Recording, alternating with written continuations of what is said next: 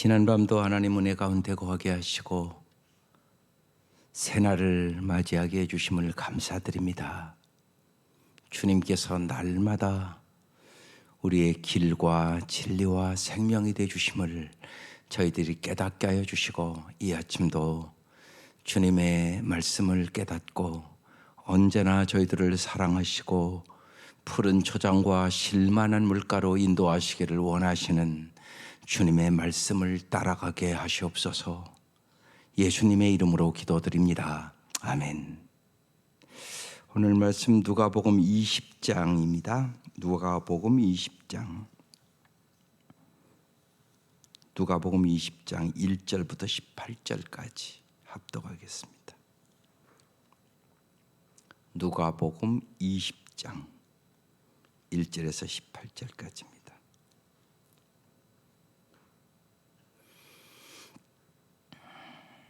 네, 시작. 하루는 예수께서 성전에서 백성을 가르치시며 복음을 전하실새 대제사장들과 서기관들이 장로들과 함께 가까이 와서 말하여 이르되 당신이 무슨 권위로 이런 일을 하는지, 이 권위를 준 이가 누구인지 우리에게 말하라. 대답하여 이르되 나도 할 말을 너에게 물으리니 내게 말하라. 요한의 세례가 하늘로부터냐 위로부터냐 다름으로부터냐? 그들이 서로 의논하여 이르되 만일 하늘로부터라 하면 어찌하여 그를 믿지 아니하였느냐 할 것이요, 만일 사람으로부터라 하면 백성이 요한을 선지자로 인정하니 그들이 다 우리를 돌로 칠 것이라 하고, 대답하되 어디로부터인지 알지 못하노라 하니, 예수께서 이르시되 나도 무슨 권위로 이런 일을 하는지 너에게 이르지 아니하리라 하시니라. 그가 또 이 비유로 백성에게 말씀하시기 시작하시니라. 한 사람이 포도원을 만들어 농부들에게 새로 주고 타국에 가서 오래 있다가 때가 이름에 포도원 소출 얼마를 바치게 하려고 한 종을 농부들에게 보내니 농부들이 종을 몹시 때리고 거저 보내었거늘, 다시 다른 종을 보내니 그도 몹시 때리고 능욕하고 거저 보내었거늘, 다시 세 번째 종을 보내니 이 종도 상하게 하고 내쫓은지라. 포도원 주인이 이르되 어찌할까? 내 사랑하는 아들을 보내리니 그들이 혹 그는 존대하리라 하였더니, 농부들이 그를 보고 서로 의논하여 이르되 이는 상속자니 죽이고 그 유산을 우리 것으로 만들자 하고 포도원 밖에 내쫓아 죽였느니라. 그런즉 포도원 주인이 이 사람들을 어떻게 하겠느냐? 와서 그 농부들을 진멸하고 포도원을 다른 사람들에게 주리라 하시니 사람들이 듣고 이르되 그렇게 되지 말았지이다 하거늘, 그들을 보시며 이르시되 그러면 기록된 바 건축자들의 버린 돌이 모퉁이의 머릿돌이 되었느니라 함이 어찌 미냐? 무릇 이 돌 위에 떨어지는 자는 깨어지겠고 이 돌이 사람 위에 떨어지면 그를 가루로 만들어 흩으리라 하시니라. 아멘. 오늘 이 말씀은 권위 논쟁에 대한 말씀이에요. 특별히 여기 오늘 이 대사장들, 서기관, 장로들에게 하는 말씀이죠. 그러니까 이들이 어떤 반응을 할 것을 예수님이 다 알고도 예수님은 정말 이들이 참으로 회개하기를 원하고 말씀을 하는 거죠. 지금 이 말씀을 듣는 대상은 이 시대의 대사장, 서기관, 장로들이에요. 여기 그래서 하루는 예수께서 성전의 백성을 가르치시며 복음을 전하실 때, 주님은 이제 가는 곳마다 언제나 가르치시죠. 그리고 천국 복음 전파하시고 또 때로는 병든 자들 고치시고, 이게 이제 예수님의 언제나 3대 사역입니다. 그래서 이제 가르치고 복음 전하는데 대장들과 서기관들이 장로들과 함께 예수님 앞에 옵니다. 그리고 말해요. 당신이 무슨 권위로 이런 일을 하는지, 이 권위를 준 이가 누구인지 우리에게 말하라. 지금 한마디로 시비 거는 거예요. 예수님이 하시는 일들이 못마땅해서 무슨 권위로 네가 이렇게 가르치고 그러냐, 그렇게 이제 물어본 거죠. 그러니까 예수님이 대답하되 직접 대답을 하지 않고 나도 너희에게 물어보겠다. 요한의 세례가 하늘로부터냐 사람으로부터냐? 이 시대가 다 알고 있는 이제 얘기예요. 그들이 서로 의논하되 하늘로부터라 하면 어찌하여 그를 믿지 않느냐 이렇게 얘기할 것이고, 만일 사람으로부터라 하면 백성이 요한을 선지자로 인정하니까 그들이 자기들을 다 돌로 칠 것이라. 그래서 어디서부터 나오는지 알지 못한다고 그랬어요. 그러니까 예수님께서 나도 무슨 권위로 이런 일을 하는지 너에게 이르지 아니하리라 하시니라. 여기서 이제 예수님의 관점과 이 지금 대제사장과 서인과 장로들의 관점이 다른 거죠. 예수님은 언제나 이렇게 말씀을 이렇게 하실 때 관점이 언제나 하나님의 뜻이에요. 하나님이 어떻게 생각하시나 여기에 초점을 맞추신다고요. 그런데 지금 여기 이 대장들과 서기관과 장로들의 관점은 뭐겠어요? 사람들이 어떻게 보느냐. 여기 이제 관점을 맞추고 있는 거죠. 우리의 삶도 마찬가지예요. 언제나 우리의 관점이 어디냐가 참 중요합니다. 그래서 하나님의 관점으로 모든 것을 분별하기 위하여 성경도 읽는 거고 기도도 하는 거예요. 그 목적이 언제나 뚜렷하셔야 돼요. 그러니까 내 뜻대로가 아니라 하나님의 뜻대로 하기 위해서 성경도 읽고 기도하는 것이라고요. 근데 그 싸움이 언제나 있는 겁니다. 누구나. 예. 그래서 기도의 절정은, 그러니까 예수님이 십자가 지기 싫으셨죠. 예수님도. 근데 나의 뜻대로만 없이고 아버지의 뜻대로 없으라고 십자가 지잖아요. 예수를 따르는 길은 여러분 십자가 지는 길이에요. 근데 많은 분들은 그렇게 생각을 하지 않아요. 예수를 따르는 것은 십자가 지는 길을 가는 거라고요.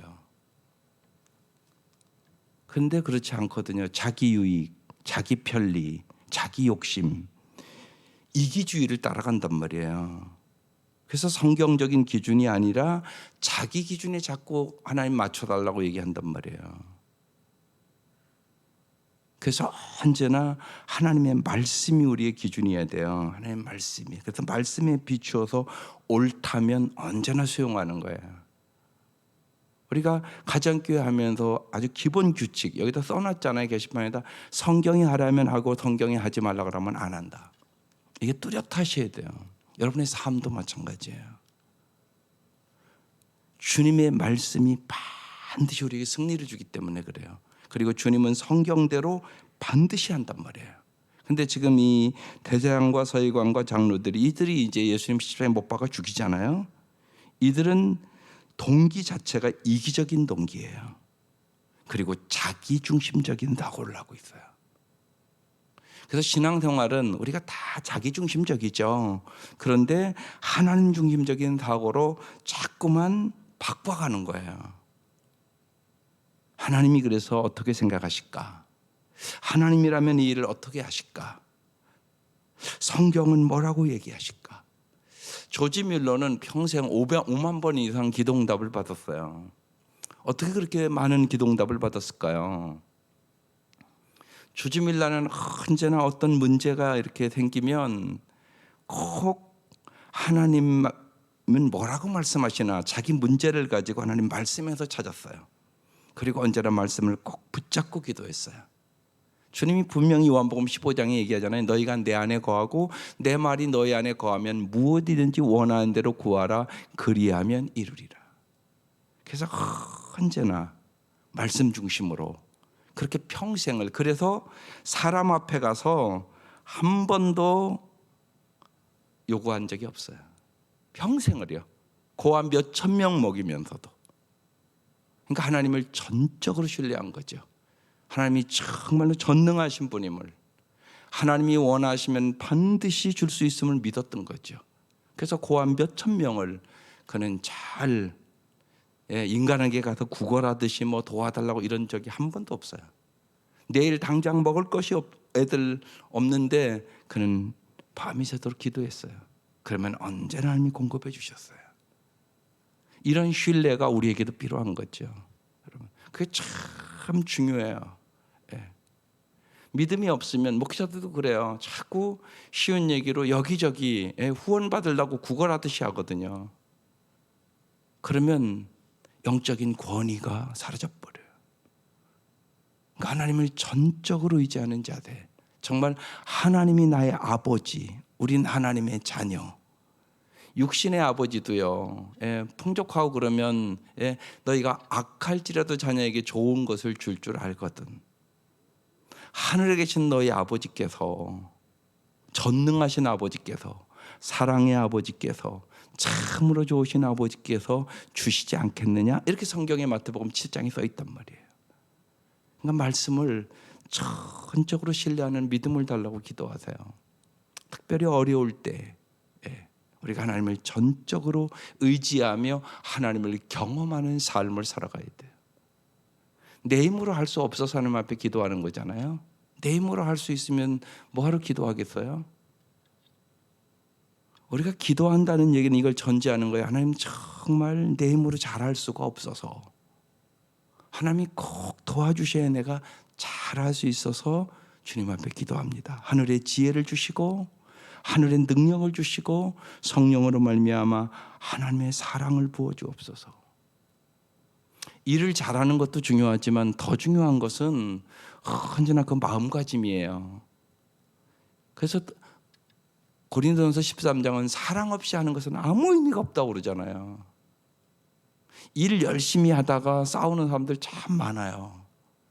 그런데 사랑이 없으면 의미가 없어버려요. 사가 없어져 버려요. 그래서 믿음, 소망, 사랑 이 세 가지는 항상 있을 건데 그 중에 제일은 사랑이라. 모두 다 그렇죠. 모두 다 소망이라는 것은 잘 되기를 원한다 이런 얘기잖아요. 쉬운 얘기로 말씀드리면 누구든지 잘 되기를 원하죠. 그런데 중요한 것은 사랑이 없으면 의미가 없어져 버린다고 얘기하는 거예요. 그래서 언제나 일하기 전에 우리가 깊이 기도해야 되는 것이 뭐냐? 성령으로 말미암아 하나님의 사랑을 내 마음에 부어 주옵소서. 이게 우선이에요. 특별히 사역자들은 말할 것도 없어요. 아무리 열심히 해도 사랑이 없으면 주님은 너 의미 없는 일 했어. 그렇게 말씀하거든요. 그래서 사랑의 마음으로 채워서 영혼을 불쌍히 여기는 마음, 영혼을 사랑하는 마음. 불쌍히 여기는 마음과 사랑하는 마음은 다른 마음이에요. 아프리카 그 아이들 여러분 TV 보면 불쌍하지요? 안 불쌍한 사람이 어디 있어요? 불쌍해서 도와줄 수 있고 그래요. 그렇지만 그러니까 불쌍하긴 하지만 사랑스럽지는 않을 수 있다니까요. 그런데 사랑하는 마음을 가지면요, 그 사람이 사랑스러워요. 예쁘다고요. 그래서 사랑의 마음이 불쌍히 여기는 마음보다 더 높은 차원의 마음이에요. 처음에는 불쌍히 여기는 마음으로 시작할 수 있어요. 그러나 더 중요한 것은 사랑의 마음을 달라고. 예수님은 언제나 우리를 사랑의 마음으로 보세요. 언제나 그러세요. 변치 않는 사랑이에요. 우리가 찬송을 그렇게 부르잖아요. 변찮은 주님의 사랑은 십자가의 사랑이에요. 그게요. 변치 않는 사랑, 영원한 사랑. 우리의 허물과 죄를 다 알고도 하는 사랑. 그게 십자가의 사랑. 그래서 언제나 사랑의 동기를 가지고 하는 것이 참 중요하죠. 그래서 언제나 이 특별히 이 권위에 대해서 우리가 잘 생각할 때 이게 그러니까 사람 중심적인지 하나님 중심적인지 잘 생각하셔야 돼요. 설교도 여러분 마찬가지예요. 사람 비유 맞추면서 여러분 설교하면 좋아하죠, 사람들. 그렇지만 사람 비유를 맞추면 예수님처럼 할 수 없어요. 예수님 그렇게 하신 적이 없어요. 지금 오늘 여기 대상이 대제사장들과 서기관들이 장로라니까요. 이 얘기하면 싫어할 거 예수님이 왜 모르겠어요. 그런데도 얘기를 하는 거거든요. 그 다음 비유가 그 얘기거든요. 그가 또 이 비유로 백성에게 말씀하시기 시작하니라. 한 사람이 포도원을 만들어 농부들에게 새로 주고 타옥에 가서 오래 있다가 때가 이름에 포도원 수출 얼마를 바치려 하고 한 농부를 농부들에게 보내니 농부들이 종을 몹시 때리고 거저 보내었거든. 또 다른 장을 보내니 또 몹시 때리고 능욕하고 거저 보냈거든. 다시 세 번째 종을 보내니 이 종도 상하게 하고 내쫓은지라. 포도원 주인이 이르되 어찌할까? 내 사랑하는 아들을 보내리니. 끊임없이 선지자를 보냈다는 거예요. 근데 능욕하고 죽이고 마지막으로 이제 누구를 보내는 거예요? 예수 그리스도를 보내는 거죠. 그 얘기를 지금 비유로 얘기하는 거예요. 그들이요 그는 존대하리라 하였더니 농부들이 그를 보고 서로 의논하되 이는 상속자니 죽이고 그 유산을 우리의 것으로 만들자 하고 포도원 밖에 내쫓아 죽였느니라. 예수님 자기 얘기하는 거예요 지금요. 그런즉 포도원 주인이 이 사람들을 어떻게 하겠느냐? 와서 그 농부들을 진멸하고 포도원을 다른 사람들에게 주리라 하시니 사람들이 듣고 이르되 그렇게 되지 말아지이다 하거늘 그랬어요. 신실한 청지기가 되어야 되는데 그러지 않았다고 얘기를 하는 거예요. 정말 우리는 모두 다 하나님의 종이잖아요, 우리가요. 그래서요 언제나 하나님의 뜻에 맞춰야 돼요. 그래서 참된 권위자는 오직 하나님의 뜻에 초점을 맞추고 살아가는 사람들이에요. 그래서 우리의 은사와 재능도 언제나 모든 것이 하나님의 소유임을 믿고 하나님 앞에 합당하게 사용해야죠. 10분의 1만이 아니에요. 오래 믿으면 그럴 수 있거든요. 11조하고 10분의 9는 내 마음대로 써도 되는 줄 알아요. 그렇지 않아요. 모두가 하나님의 것이에요. 그래서 10분의 9를 사용하실 때도 하나님 앞에 물어봐야 돼요. 모든 것이 사실은 하나님의 것이에요. 그래서 이전에는 신앙이 약할 때는 내가 이 생각이 있거든요. 자꾸 내가 주가가 돼야 되게 바뀌어야 돼요. 어제 말씀도 그냥 주가 쓰시겠다 그런 말씀 있었잖아요. 주가 쓰시겠다. 우리가 정말 주님이 다 일하시고요. 주님이 역사하고 다 해요.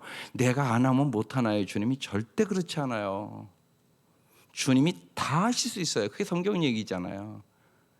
물고기 2마리와 떡 5개로 5,000명도 먹이고요. 무리도 거르시고요. 그분 다 할 수 있어요. 그런데 왜 우리를 쓰시겠다고 그래요? 우리에게 정말 의미와 보람과 참다운 행복과 우리의 삶을 위대한 삶으로 만들기 위하여 주께서 쓰시겠다고 말씀하는 거예요. 대표적으로 갈릴리 어부들을 생각하면 알잖아요. 그 사람들이요 주님이 안 불렀으면요 평생 고기잡이 하다가 그 어촌에서 죽을 인생 아니겠어요? 누가 그 사람들의 이름을 알겠어요? 그렇게 평생 썩어질 것을 위하여 일하다가 죽을 인생들이잖아요. 그런데 예수님이 부르시잖아요, 그들을. 그리고 위대한 인생으로 바꿔주시잖아요. 우리도 주님 그렇게 부르시는 거예요. 주가 쓰시겠다. 그러니까 나귀 한 마리도 주가 쓰시겠다고 얘기를 해라. 그러면 줄 것이다. 주님 그러시잖아요. 그러니까 여러분 주가 우리를 쓰시겠다. 이건 특권이라고요. 그래서 헌신을 특권이라고 얘기하는 거예요. 그래서 최 목사님은 언제나 최영기 목사님 그러셨어요. 2-3번 이렇게 기도하고 저 사람 좀 목자 좀 해보십시오. 이렇게 권고해서 안 한다고 그러면 시키지 말라고. 그 사람 아직 헌신이 뭔가를 모르고 특권을 모르는 사람이라고. 그렇게 하면 그것이 얼마나 귀한가를 모르고 가치가 떨어진다고. 그래서 정말 진주를 돼지에게 던지지 말라고. 그렇죠. 진주를 돼지에게 던져야 돼지가 무슨 진주를 알겠어요. 사람도 그렇죠. 하나님의 나라와 일을 먼저 구하라고. 그래도 본인이 의미를 모르면 세상 것에 바쁘죠 뭐. 그래서 어쩔 수가 없잖아요. 둘 중에 하나 선택해야 되는 건데. 그러니까 예수님은 한 번도 그러니까 그런 적이 없어요. 나를 따르라 그래서 거부하면 내비뒀어요. 영생을 한 관리 부자가 어떻게 하면 영생을 얻겠습니까? 예수님 다 설명하고 네가 한 가지 부족한 것이 있다. 네 재물을 팔고 가난한 자를 나눠주고 나를 쫓으라. 그러면 하늘에 보호가 있을 것이다 말씀하시잖아요. 부자가 근심하며 떠났다. 그러면 가서 붙을 수도 있잖아요. 근데 예수님 절대 안 붙들잖아요. 뭐라고 그래요? 부자가 하늘나라 들어가는 거 낙타가 바늘기 들어가는 것보다 어렵다. 그렇게 말씀을 하시잖아요. 붙드신 적이 없어요, 예수님이요. 그래서 언제나 나를 따르라. 그러니까 그들이 정말 그물과 모든 것을 버려두고 예수를 따르니라. 그래서 언제나 잊지 마셔야 돼요. 우리는 하나님 앞에 신실한 정직이로 살아가셔야 돼요. 나의 재능도 나의 은사도 정말 모두 다 하나님의 것이다. 주께서 쓰시겠다 하면 오직 아멘이에요. 감사합니다. 구원해 주신 것만도 감사한데 그렇잖아요. 실제로요. 구원해 주신 것만도 깊이 생각하면 감사한 일 아니에요? 그거 하나만 가지고도 평생 감사하고 사셔야 돼요. 왜 십자가에 핏값을 지불하고 나를 구원해 주셨잖아요. 구원해 주신 것만도 평생 감사해야 되고 나를 써주시겠다. 거기에는 하나님의 말할 수 없는 깊은 계획이 있어요. 하나님 다 아시죠. 우리 약함을 왜 모르겠어요. 우리 약함도 알고 우두함도 알고. 예. 갈릴리 그 어부들 세상적으로 보잘것없는 사람이라는 거 예수님 다 아셨는데 밤이 새도록 기도하고 선택해요. 그러니까 주님의 기준 우리의 기준과 분명히 달라요. 그래서 우리가 기도해야 돼요. 우리는 인간 기준으로 자꾸 판단을 하잖아요. 인간 기준으로. 하나님의 기준을 가질 수 없어요. 하나님이 안 가르쳐 주시면. 여러분 같으면 그렇게 선택을 했겠어요? 저 같아도 그렇게 선택 안 했을 것 같아요. 그 시대도 왜 똑똑한 사람이 없었겠어요? 니고데모 같은 사람 똑똑한 사람이거든요. 그런데 니고데모한테 그러잖아요. 밤에 찾아온 니고데모에게 물과 성령으로 거듭나지 않으면 하나님 나라 볼 수 없다고. 다시 태어난다야 된다고. 그러니까 니고데모가 어떻게 그런 일이 있느냐고. 너는 선생인지도 그런 거 모르냐? 예수님 그러시잖아요. 영적인 일은 그래요. 영적인 일은 세상적으로 똑똑하고 그렇다고 예수 믿는 거 아니잖아요. 교수들 다 예수 믿나요? 아니잖아요. 정말로 어린아이 같은 마음으로 주님 앞에 사모하는 자에게 주님이 계시해주고 가르쳐 주시죠. 그리고 예수님이 그렇게 실제로 기도하시잖아요. 어린아이 같은 자들에게는 보여주셔서 감사합니다. 주님은 그래서 정말 사모하는 누구에게나 주님은 은혜를 주세요. 놀라운 은혜를 주시죠. 그래서 정말 일자무식인 할머니도 예수 믿고자 사모함만 하기면 은혜를 주시고요. 그의 마음속에 얼마나 감사가 넘치는지. 예, 울면서 감사해요. 예. 지난주에 우리가 세례 받으면서 봤잖아요. 그 할머니 감사하는 거 보세요. 예. 이쪽도 기도하고 이쪽도 인사하려고 이쪽도 인사하고 막 그러고 들어가시잖아요. 예. 그러니까 우리가 실제로 그렇잖아요. 우리가 오래 믿었다고 더 감사합니까? 그거 아니란 말이에요. 정말 하나님의 은혜를 깨달은 사람은 정말 구원해 줬다는 거 하나만으로도 만입이 있어도 다 찬송할 수 없다고 그러면서 찬양과 감사와 영광을 돌리고 살죠. 그래서 언제나 주님의 첫사랑을 잃어버리지 마세요. 첫사랑을 잃어버리기가 쉬워요. 우리가 주님의 첫사랑을 언제나 기억하고 그 감격으로 예배도 드리고 정말로 감사도 하고 찬양도 드리고 그러는 거죠. 그게 참 아름다운 신앙이에요. 그런데 이들은 그러지 않았죠. 그래서 이렇게 말해요. 그들을 보시며 이르시되. 주님이 17절에 봤다고 그러는데 어떤 마음으로 봤겠어요? 주님은 괘씸한 눈으로 보는 거 아니에요. 주님 언제나 불쌍히 여기고 안타까운 마음으로 보시는 거예요. 그러면서 또 한마디 하는 거예요. 그러면 기록된 바 건축자들의 버린 돌이 모퉁이의 머릿돌이 되었느니라. 이들이 예수님 버리죠. 그러나 예수님은 모퉁이의 머릿돌이 되셨어요. 함이 어찌미냐 무릇 이 돌 위에 떨어진 자는 깨어지겠고 이 돌이 사람 위에 떨어지면 그를 가루로 만들어 흩으리라 하시니라. 그러니까 이들은 예수님을 걸림돌로 생각했어요. 자기들의 죄를 자꾸 지적하고 자기들의 그 욕심을 얘기하고 자기들의 그 잘못된 권위를 무너뜨리고, 그러니까 계속 어떻게 하면 예수님을 죽일까 생각을 한 거죠. 그래서 결국은 이들이 예수님을 십자가에 죽이죠. 멸망의 길로 가게 된 거죠. 여기서 오늘 이 말씀에 우리가 영적 권위에 대해서 깊이 생각하세요. 참 중요합니다. 그러니까 위로부터 오는 영적 권위, 권위자는 하나님이 세우신 생명과 축복의 통로예요.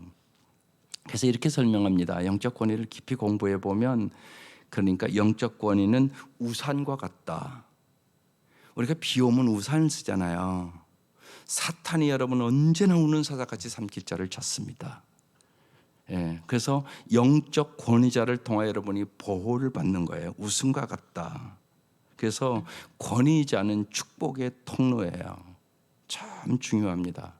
그래서 권위자에게 여러분이, 권위는 위로부터 오는 거기 때문에 순종하는 태도를 갖는 게 풍성한 삶을 살아가는 비결이에요. 또한 권위자는 언제나 이 동기가 순수해야 돼요. 그리고 언제나 하나님을 경외함으로 권위를 행사해야 되죠. 그리고 이 권위자가 언제나 하나님의 뜻대로 잘 순종해 나가는 것이 참 중요합니다. 그래서 참된 권위는 자기 영광을 구하지 않고 오직 하나님의 영광을 구해요. 그런데 여기 지금 오늘 이 대장과 서기관과 장로들은 자기 영광을 구하는 사람이죠. 예수님은 언제나 하나님의 영광만을 구하고 모든 말씀을 하시고 그렇게 인도하셨죠. 그래서 특별히 권위자가 잘하면 그건 엄청난 축복이에요.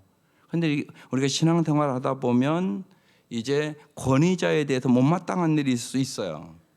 그때 참 중요한 태도는 잘못된 권위자에게는 언제나 올바로 호소하는 법을 여러분 꼭 배우셔야 돼요.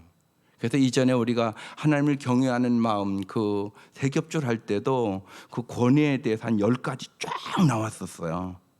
잘못된 권위를 행사할 때 내가 어떤 태도를 가지고 해야 되나, 그 책 가서 잘 보세요. 어떻든 간에 권위자와 여러분 부딪히고 순종하지 않으면 복음 못 받아요. 그건 분명한 것 같습니다. 성경이 아주 정확하게 얘기를 하고 있기 때문에 그래요.